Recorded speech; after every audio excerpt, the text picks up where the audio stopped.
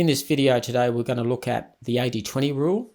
The 80-20 rule is about how you drive conversation share to be sales effective. And the 80-20 rule is around early in a sales cycle, 80% the customer talking, 20% the salesperson talking.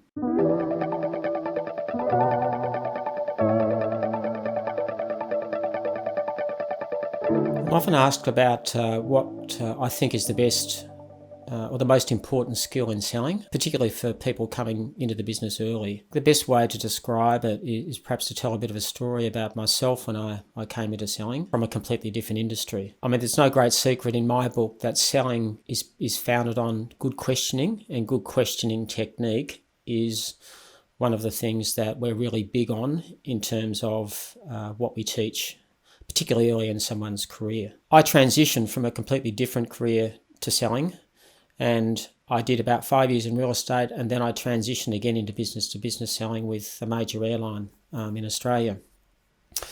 And I was fairly new to that game, and my manager who recruited me over after meeting me along the way was new too. So he'd been in IT, and I'd been in aviation around air traffic, but certainly not selling, and then real estate. So we embarked on a campaign around a major account, which we thought was an opportunity for us. And we didn't know a lot about the process. There wasn't a lot of kind of process in place. But what we decided was we'd pick the 15 major sites around the company. Working with the airline, we had access to be able to fly and visit this account or potential account. It was with a competitor. And we embarked on that journey, and it went for about 8 or 9 months visiting these sites. We targeted people high, middle and low in each of the various sites we went to, because we wanted to find out what the travellers thought. We wanted to find out what the travel administrators and bookers thought. We also obviously wanted to know what the senior people paying for the travel thought as well.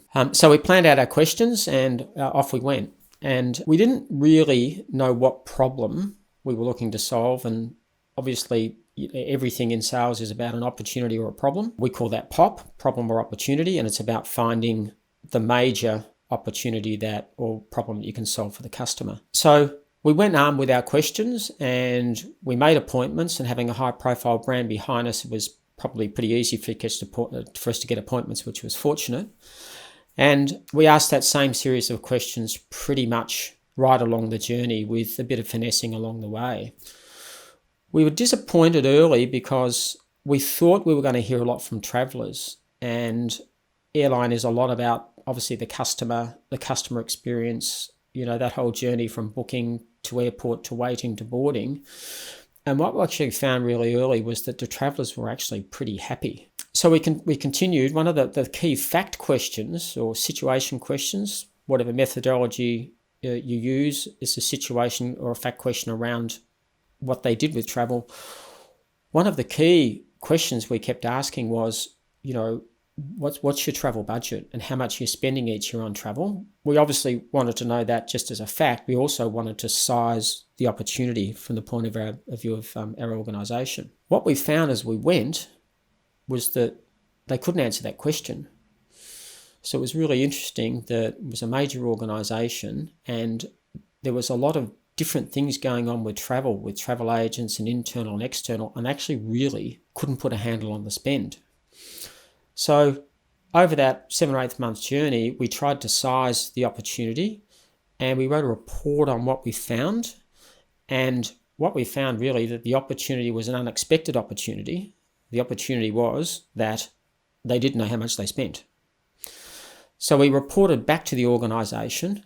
Obviously, the travel spend was sized, and it was significant, and it went onto their radar fairly quickly.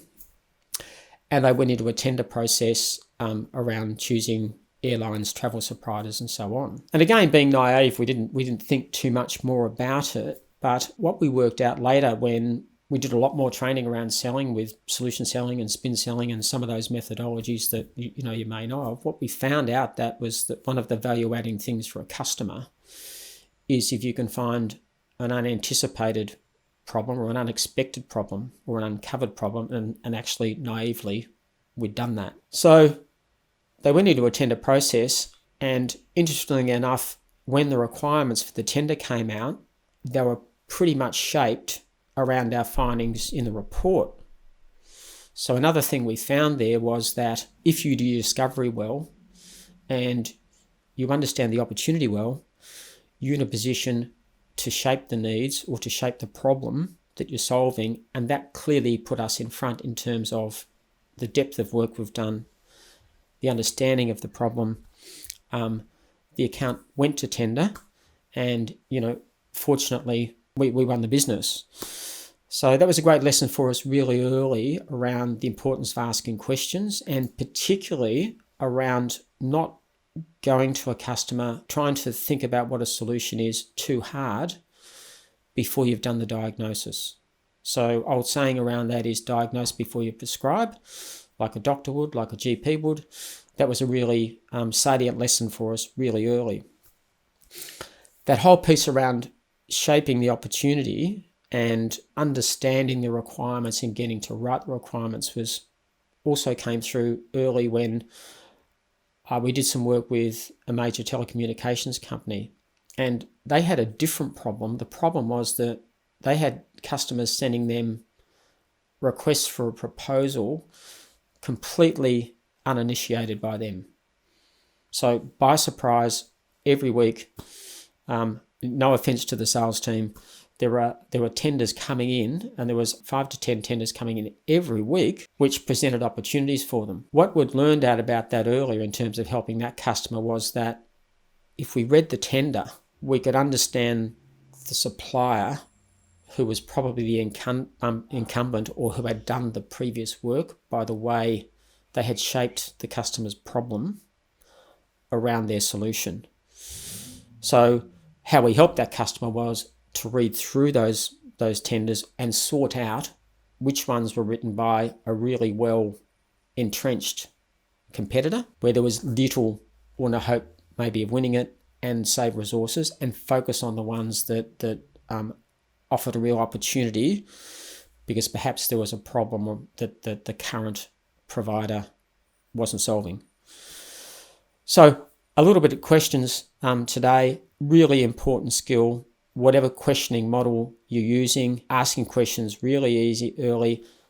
Key rule, 80-20, early in a sales process, early in a meeting, early in any meeting. 80% the customer talking, 20% you talking. And that's hard sometimes because we get really excited about an opportunity and we're really excited about our solution, but really I'd encourage you to hold back early, ask the questions. Asking the questions drives the conversation share. 80 customer talking, 20% you talking.